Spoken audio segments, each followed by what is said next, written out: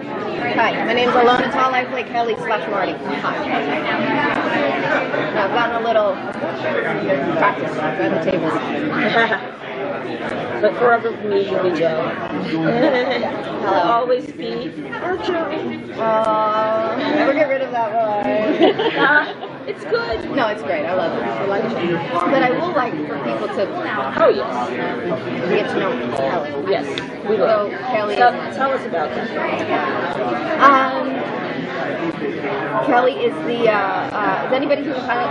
Yes. Okay. Yes. So Kelly is the police officer that used to be in the cult in the Inside Show and is now chasing our lead bad guy. We don't really know why she left the cult. We don't know what happened, but something bad happened to make her break the spell that Billy had over her, and her nature was to substitute her devotion to the cult with the devotion to bringing it down. And now that's all she wants to do. And we're going to find out why. We're going to find out the connection between them. We're going to find out this love-hate relationship that she has with Billy, because to hate somebody so much, you have to love them a lot. And she did. She loved him a lot. And he loved her back, which is why they have this weird balance between them of like power, where sometimes he has the power, sometimes she has the power, and she's the only one that has that. And I also play Marty, who is the actress on the Outside Show that plays Kelly on the Inside Show. Following? Good. It's really hard to explain to people, I find, but once they see the pilot, they get it, right? Yeah. And Marty, we haven't really seen much of, but you will. You'll see how she differs from Kelly, and how she resembles her, and how throughout the season she will become more like Kelly because of the things that happen with the mystery, let's call it, or the mysterious events. How does she differ? Well, she's not a. Ooh, thank you. She's not a cult member, or wasn't, and the characteristics of somebody who is a member of a cult to that extent. Thanks. While I was saying that word, to that extent, there's certain psychological characteristics that one has to have, and if you're not, if you're just an artist and actress, she doesn't have those same characteristics. So let's even say just on the level of obsession, for instance. But then maybe she will adopt that in the future. I don't know. It's like the difference between an actor and a normal person, quote unquote. We're just a breed. It's just a breed of an individual, an artist, somebody who does this, puts themselves through this for willingly and for a living. It's just a very, very different person than somebody who is a police officer grinding themselves, day in and day out with one purpose in life, which is to bring this bad guy down. It's, completely different characters. Well, what are some of the challenges in playing two different characters in one show? The challenge, I think, one of the challenges is to be able to bring a little bit of myself to both, because I don't want to create a caricature, and I want to keep them very simple, and I want to keep them very real as possible. So you have to find similarities or a little bit of myself to bring into each one to make it authentic, to make it relatable. So that's the challenge, to make people relate to both of them and not like, because like is not the right word. You can dislike someone and still relate to them.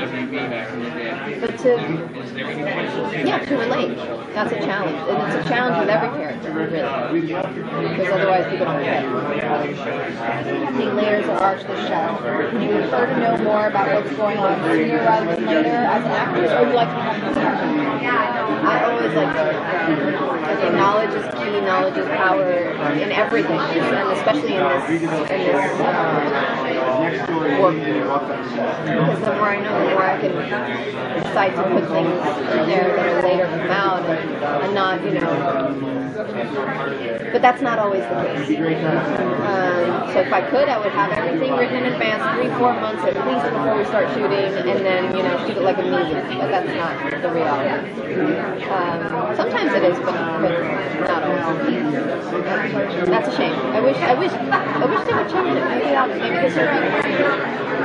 Len was talking about how we might learn more about whether the actors themselves, so your actor's character, might be actually instruments of the show. So they might be there to manipulate the audience themselves. Do you want to speculate on something like that?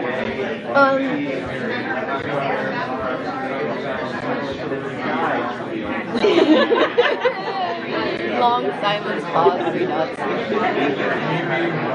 you know how crazy it is? Do you know how many directions this can go? Yeah. It's really hard to speculate because I'm not getting 5 different storylines that pop up in my head that could happen. At least 5 at any given moment.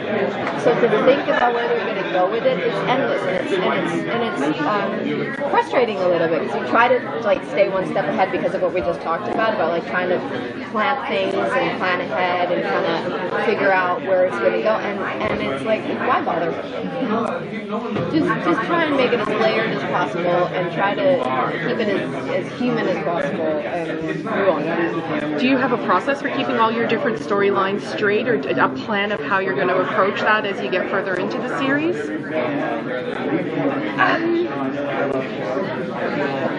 I think that it happens naturally, that there's only 2 characters I gotta look out for and think about. So I keep those 2 very separated. And the only thing is that you know what you're shooting at any given time. It's not like I'm confused. Oh wait, what am I shooting? Am I Marty or Kelly? Okay. There's differences in tone. There's differences in writing. So it'll be doable. It's doable to maintain track or to track those things. Now I don't know if I'll be able to weave things from those storylines. That's a challenge. But we're doing it. It'll happen. Do you know what I mean by that, right? Yeah. To be able to like weave in the 2 and have them blend in because that's what we want. We want it to kind of eventually we want the lines or the what I'm looking for. The borders to kind of blend. Yeah. Kyle? Everything good? Okay,